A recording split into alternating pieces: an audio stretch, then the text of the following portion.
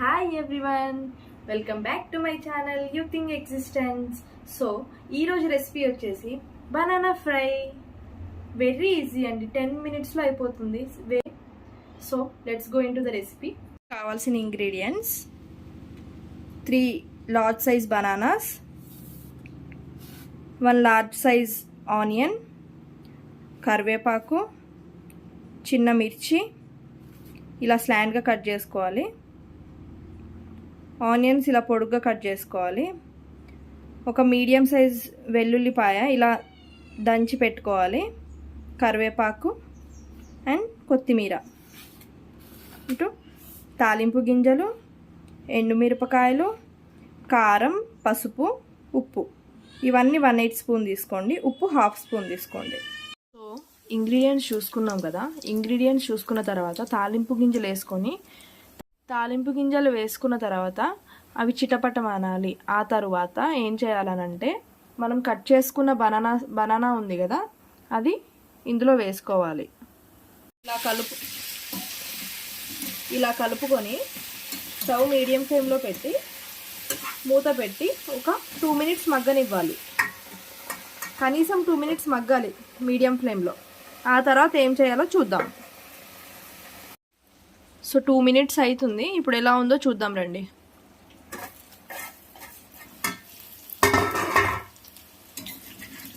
మగ్గుతుంది.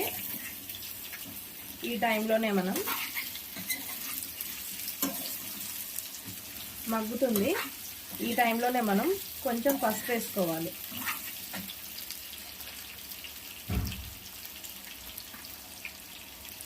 పసుపు వేసుకుంటే తొందరగా ఫ్రై అవుతుంది. సో పసుపు వేసుకోవాలి.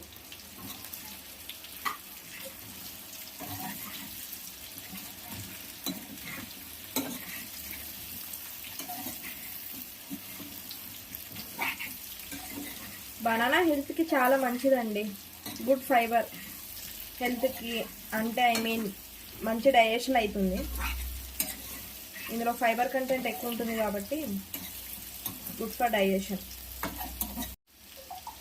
కొందరు కర్రీ నచ్చని వాళ్ళు కూడా ఉంటారు. అలాంటి వాళ్ళు ఇలా ఫ్రై చేసుకొని కూడా తినచ్చు. చూసారా, 2 minutesలో చాలా మగ్గిపోయింది. మనకి బనానా ఫ్రై చాలా తొందరగా అయిపోతుంది. సో ఇలా కలిపేసుకున్న తర్వాత ఆనియన్స్ వేసుకుందాం. కట్ చేసిన ఆనియన్స్,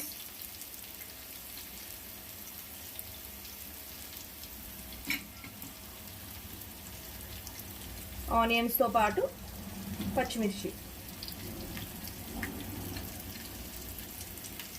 ఇలా వేసుకొని కలుపుకోవాలి. స్టవ్ అయితే మీడియం ఫ్లేమ్లోనే ఉండాలి.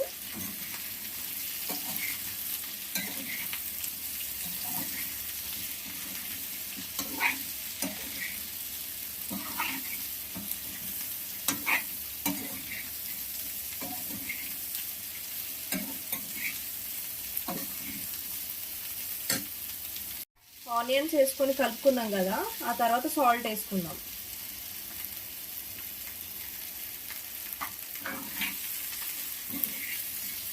కలుపుకొని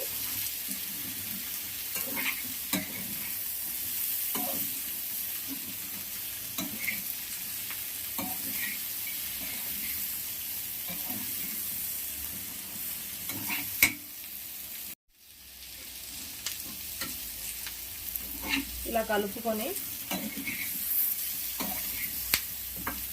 మూత పెట్టేద్దాం. ఇప్పుడు స్టవ్ లో ఫ్లేమ్లో పెట్టాలి.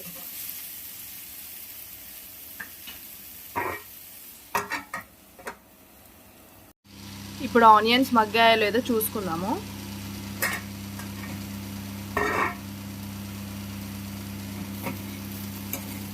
ఆనియన్స్ కూడా దాదాపు మగ్గిపోయినాయి. ఈ టైంలో మనం దంచి పెట్టుకున్న వెల్లుల్లి అండ్ కరివేపాకు వేసుకొని కలుపుకుందాం.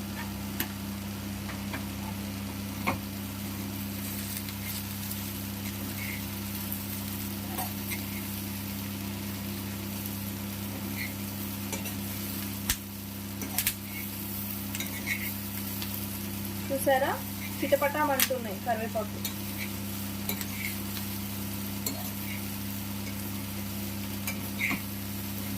ఇంకొంచెం ఆనియన్స్ మగ్గనిద్దాము.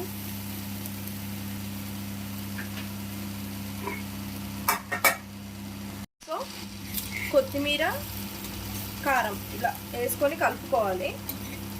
కలుపుకొని ఒక 1 మినిట్ అలా ఉంచి లాస్ట్లో ధనియాలు జీలకర్ర పొడేయాలి.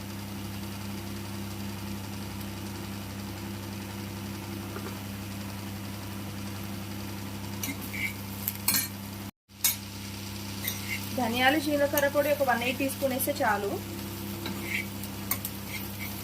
అది వేసుకున్నాక కలిపి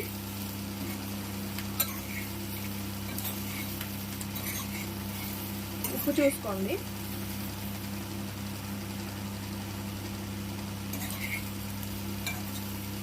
ఉప్పు కరెక్ట్గా సరిపోయింది. అంతేనండి, చూస్తుంటేనే నోరు ఊరుతుంది.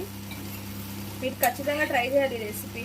మరీ ఎక్కువ కారం ఉండదు, ఉప్పు ఉండదు, ఏది ఉండదు. చాలా సింపుల్ రెసిపీ, కాకపోతే టేస్ట్ చాలా బాగుంటుంది. ఫ్రై రైస్ 2 పెట్టుకున్నాను. ఇప్పుడు టేస్ట్ చేసి చూపిస్తాను ఎలా ఉందో. ఓకే,